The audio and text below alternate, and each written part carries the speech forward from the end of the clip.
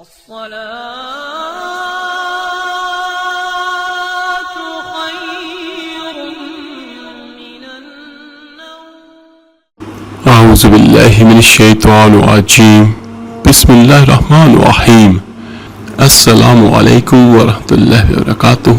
میرے عزیز بھائیو بہنوں اور بچوں، سب پڑھیں الصلاۃ والسلام علیک یا رسول اللہ وعلی آلک واصحابک سیدی یا حبیب اللہ. الصلاۃ والسلام علیک یا نبی اللہ وعلی آلک واصحابک یا نور اللہ. میرے عزیز بھائیو بہنوں اور بچوں، درود پاک پڑھنے کے بے پناہ فضائل و برکات ہیں. طیبہ کے شمس الضحیٰ ایک بار میرے اور آپ کے آقا کریم صلی اللہ علیہ وسلم کے چہرے مبارک پر بڑے خوشی کے آثار تھے. اس وقت حضرت ابو طلحہ انصاری رضی اللہ تعالیٰ عنہ فرماتے ہیں کہ صحابہ اکرام نے اس کا سبب پوچھا کہ آج آپ کے چہرے پر بڑی خوشی ہے، تو ارشاد فرمایا میرے اور آپ کے آقا کریم صلی اللہ علیہ وسلم نے، جس کا مفہوم کچھ یوں ہے کہ اللہ تعالیٰ نے پیغام بھیجا ہے کہ اے محبوب صلی اللہ علیہ وسلم، آپ کا امتی آپ پر ایک بار درود پاک پڑھے گا، میں اس کے لیے 10 نیکیاں لکھوں گا، اس کے 10 گناہ مٹا دوں گا اور اس کے 10 درجات بلند فرماؤں گا اور اتنی ہی رحمت بھیجوں گا. یہ دیکھیے کہ ایک بار درود پاک پڑھنے کی کتنی زیادہ برکتیں ہیں، اور یہ دیکھیے کہ فائدہ کس کو درود پاک پڑھنے کا ہمیں، اور خوشی کسے ہو رہی ہے آپ کے اور میرے آقا دو جہاں صلی اللہ علیہ وسلم کو. آقا کا چہرہ چمک رہا ہے، دھمک رہا ہے، اور خوشی ہو رہی ہے کہ میرے امتیوں کے گناہ معاف ہوں گے اور امتیوں کو نیکیاں ملیں گی اور امتیوں کے درجے بڑھ جائیں گے. سبحان اللہ. یہ دیکھیے کہ ہمارے آقا کریم صلی اللہ علیہ وسلم کی کتنی محبت ہے ہم سے. میرے عزیز بھائیوں بہنوں اور بچوں، شاید اس وقت آپ کو اور مجھے اس چیز کا احساس نہ ہو کہ یہ کتنی بڑی باتیں ہیں کہ ایک درود پاک پڑھنے سے 10 گناہ معاف، 10 نیکیاں، 10 درجے بلند. لیکن کل قیامت کے دن ایک ایک نیکی کے لیے علماء کرام نے یہ لکھا ہے کہ ایک ایک نیکی کے لیے لوگ ایک دوسرے کی منتیں کریں گے، لیکن کوئی بھی کسی کو نیکی نہیں دے گا. اس کی وجہ جس کی نیکیاں بڑھ گئی وہ جنت میں جائے گا، اور خدا نخواستہ جس کی نیکیاں کم ہو گئی جہنم اس کا مقدر ٹھہرے گا. اور دوسری بات یہ کہ جس کا درجہ جنت میں بلند ہوگا وہ ایک ہی بار ہوگا اور اس کے بعد کچھ بھی نہیں ہوگا. تو کیا یہ بہتر نہیں ہے کہ ہم زیادہ سے زیادہ آقا کریم صلی اللہ علیہ وسلم پر درود پاک پڑھیں اور اپنی آخرت کی منزلیں بھی طے کریں اور آخرت کے درجات بھی بلند کریں. اللہ تعالیٰ سے دعا ہے اللہ تعالیٰ آپ کو، مجھے، ہم سب کو صحیح معنوں میں آقا کریم صلی اللہ علیہ وسلم کی درود پاک کی برکات نصیب فرمائے. آمین ثم آمین. تو چلے میرے عزیز بھائیوں بہنوں اور بچوں، چلتے ہیں اپنے آج کے عمل کی طرف. آج کا ہمارا عمل یہ ہے کہ قربانی کا جانور کیسا ہونا چاہیے، یعنی وہ کون سی شرائط ہے جن کے تحت ہم قربانی کا جانور خریدیں اور پھر اسے اللہ کی راہ میں قربان کریں. سب سے پہلی بات، ہم اگر کوئی چیز اپنے لیے خریدتے ہیں تو ہماری اور آپ کی کوشش یہی ہوتی ہے کہ وہ چیز سب سے اچھی ہو، چاہے کوئی بندہ غریب ہو یا چاہے امیر ہو، چاہے وہ سفید پوش ہی کیوں نہ ہو. لیکن جب بھی ہم اپنے لیے یا اپنے گھر والوں کے لیے کوئی بھی چیز خریدتے ہیں تو ہم اس چیز کا خیال رکھتے ہیں کہ وہ چیز اچھی سے اچھی ہو. تو پھر میرے عزیز بھائیوں بہنوں اور بچوں، یہ کس طرح ممکن ہے کہ وہ چیز جو ہم اللہ کی راہ میں قربان کرنے لگے، یعنی ہم اللہ کو دینے لگے ہیں، تو وہ چیز ہم کس طرح کوئی عیب دار خرید سکتے ہیں؟ تو آج کی یہ ویڈیو ضرور سے سنیے گا اور اس پر عمل کیجیے گا کہ یہ نہ ہو کہ ہم لاکھوں روپے خرچ کر لیں لیکن اللہ تعالیٰ ہماری قربانی کو قبول ہی نہ کرے. بہت سارے بھائی بہن پوچھتے ہیں مجھ سے کہ قربانی کا جانور کیسا ہونا چاہیے، اور بہت سارے پوچھتے ہیں کہ کچھ جانور ایسے جن کے کان کٹے ہوتے ہیں یا سینگ ٹوٹے ہوتے ہیں या उनमें ये ऐब है, थोड़ा सा ही है।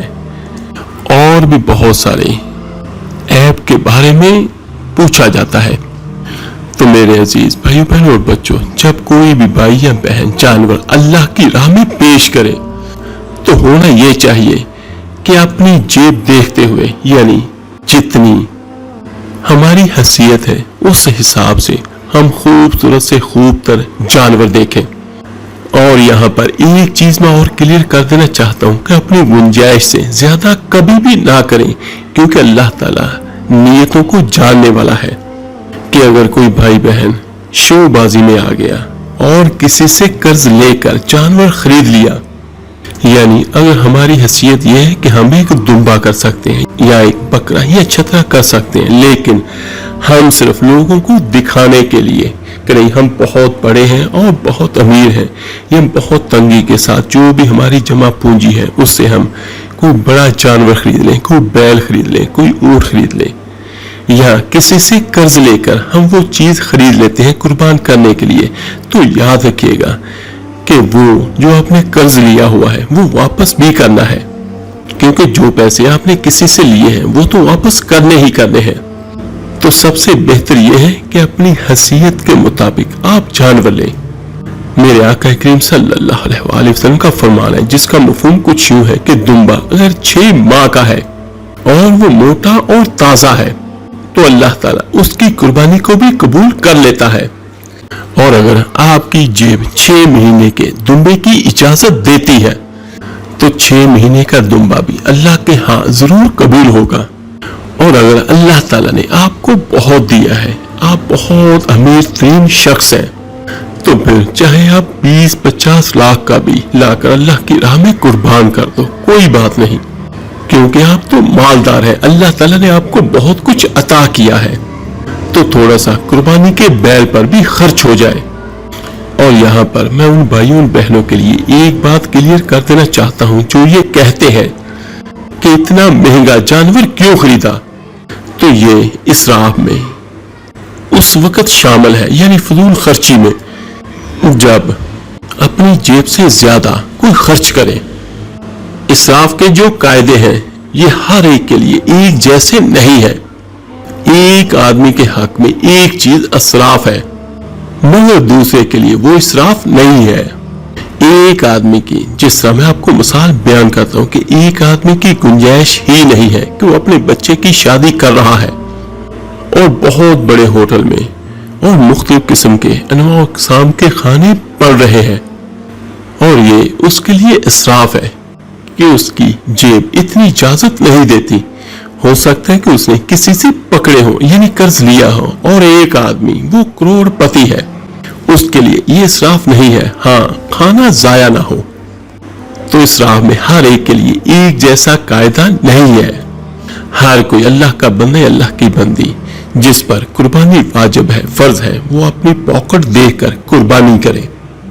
तो पहला जो हमारे इस्लाम में है कि जिस अल्लाह के बंदे, अल्लाह की बंदी ने कुर्बानी करनी है, तो कुर्बानी का जानवर बेऐब होना चाहिए, यानी उसमें कोई भी ऐब मौजूद ना हो। मैं कोशिश करूंगा कि जल्दी से जल्दी आपको कुछ ऐबों की तफसील बयान कर दूं। उसमें से नंबर 1 कि बकरा 1 साल से कम का नहीं होना चाहिए। अगर आप छोटा बच्चा करते हैं तो ये भी एक ऐब है, यानी 1 साल से कम का बकरा नहीं चलता कुर्बानी में। यानी जिस दिन आप बकरा हलाल कर रहे हैं, अल्लाह की राह में कुर्बान कर रहे हैं, तो उसकी उम्र 1 साल कम से कम जरूर होनी चाहिए।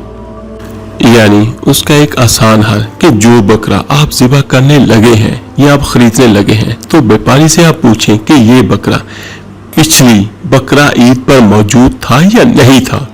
अगर ये पिछली बकरा ईद पर मौजूद था तो इसका मतलब ये है कि इस साल ये 1 साल से ज्यादा का हो चुका है।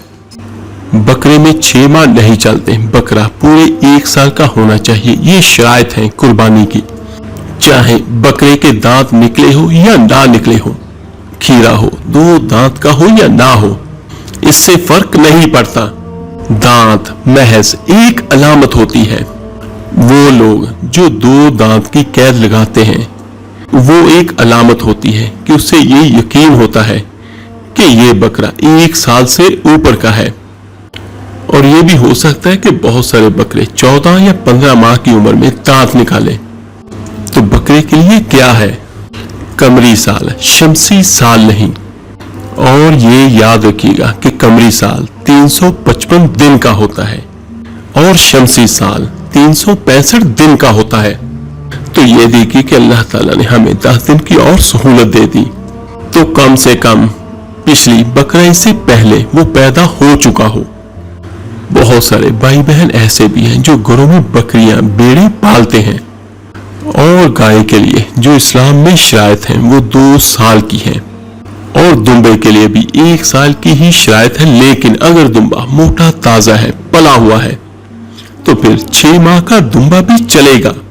اور اونٹ کے لیے جو ہمارا اسلام کہتا ہے وہ کم از کم 5 سال سے زائد کا ہونا چاہیے۔ اور یہاں پر ایک بات اور کلیئر کر دیتا ہوں کہ کوئی ایسا جانور جو بہت زیادہ بوڑھا ہو گیا اور اتنا بوڑھا ہو گیا ہو کہ اس کی ہڈیوں کا گودا ہی ختم ہو گیا، اس بوڑھے جانور کی قربانی بھی جائز نہیں ہے۔ عام طور پر اتنا بوڑھا ہوتا نہیں ہے، اس سے پہلے ہی حلال ہو جاتا ہے، لیکن پھر بھی جو ہماری شریعت کہتی ہے کہ اتنا بوڑھا جانور جو بالکل اپنی زندگی کے آخری ایام گزار رہا ہو، تو اس کی بھی قربانی اسلام میں قطعاً جائز نہیں ہے۔ اور دوسرا، جو قربانی کے جانور کے جسمانی عیب وہ میں آپ کو بیان کرنے لگا ہوں۔ اگر قربانی کے جانور کا سینگ جڑ سے اکھڑا ہوا ہے تو اس کی قربانی جائز نہیں ہے، لیکن اگر سینگ جڑ سمیت اکھڑا ہوا نہیں ہے، بلکہ آج کل تو سینگ کاٹے بھی جاتے ہیں، بالکل جڑ کے پاس سے کٹے ہوتے ہیں، تو اس کی قربانی بلا کراہت جائز ہے، اس میں کوئی حرج نہیں۔ لیکن اگر اس کا سینگ بالکل جڑ سے اکھڑ جائے تو اس کے دماغ پہ چوٹ لگ سکتی ہے، اس لیے اس کی قربانی جائز نہیں۔ اور اگر کسی کی ٹانگ میں کوئی نقص ہو اور وہ صحیح نہ چل سکتا ہو، یعنی کوئی زخم ہے یا موچ ہے، تو علماء کرام اس بارے میں بیان کرتے ہیں کہ وہ جانور جو چل کے قربان گاہ تک آ جائے اس جانور کی قربانی کر سکتے ہیں، لیکن وہ جانور جو چل نہ سکے اس کی قربانی جائز نہیں ہے۔ اور بعض اوقات ایسے بھی ہوتے ہیں بہت سارے جانوروں کی دمیں بھی کٹی ہوتی ہے، تو 1/3 دم، لیکن اگر اس سے زیادہ کٹی ہوئی ہو تو اس کی قربانی نہیں ہوگی، یعنی اگر تھوڑی بہت اس کی دم کٹی ہوئی ہو تو قربانی ہو سکتی ہے۔ تو یہ سارا کچھ بتانے کا مقصد یہ ہے کہ بہت سارے میرے بھائی بہن ایسا سمجھتے ہیں کہ قربانی کے جانور میں کوئی بھی عیب نہیں ہونا چاہیے، جبکہ یہ بات غلط ہے۔ قرآن کی کسی بھی آیت میں یا میرے آقا کریم صلی اللہ علیہ وسلم کی کسی بھی حدیث میں یہ روایت نہیں ملتی کہ قربانی کے جانور میں کوئی بھی عیب نہیں ہونا چاہیے۔ یہ بات اچھی طرح سے سمجھ لیں کہ یہ بات کہیں بھی قرآن و حدیث میں موجود نہیں ہے کہ قربانی کے جانور میں کوئی عیب نہیں ہونا چاہیے۔ قربانی میں یہ ہمیں ملتا ہے، اور قربانی کے متعلق احادیث میں ہمیں یہ تفصیل ملتی ہے کہ قربانی کے جانور میں یہ عیب نہیں ہونا چاہیے، یعنی قربانی کے جانور میں یہ عیوب نہیں ہونے چاہیے، اور ان کے علاوہ اگر کوئی عیب اور ہے تو وہ قربانی ہو سکتی ہے۔ صحابی رسول حضرت براہ رضی اللہ تعالیٰ عنہ اس حدیث کے راوی ہیں، جس کا مفہوم کچھ یوں ہے کہ وہ کہتے ہیں کہ اللہ کے رسول صلی اللہ علیہ وسلم فرماتے ہیں کہ اللہ کے نبی صلی اللہ علیہ وسلم نے ہاتھ اٹھا کے 4 انگلیوں کا اشارہ کر کے بتایا کہ یہ عیب نہیں ہونے چاہیے، کہ اگر قربانی کے جانور میں وہ عیوب ہوں گے تو وہ قربانی جائز نہیں ہے۔ وہ چاروں کیا ہے؟ اس میں سے پہلا کہ جانور کانا ہو، اگر اس کی آنکھوں میں خرابی ہو، اور ایسی خرابی ہو کہ اس کی آنکھوں کی خرابی باقاعدہ نظر آ رہی ہو، یعنی ایک عام آدمی اگر اس پہ نگاہ ڈالے اور اس کو سمجھ میں آ جائے کہ اس کی آنکھیں خراب ہیں، یعنی اس کو باقاعدہ چیک کروانے کی ضرورت نہیں ہے، یعنی اس میں ظاہری عیب ہونا چاہیے، آپ کو نظر آئے۔ اور دوسرا عیب جو میرے آقا کریم صلی اللہ علیہ وسلم نے مزید فرمایا کہ جانور ایسا بیمار نہیں ہونا چاہیے کہ اس کی بیماری بالکل ظاہر ہو، یعنی کہ آپ جانور کو مکمل دیکھ کر سمجھ جائیں کہ یہ بیمار ہو.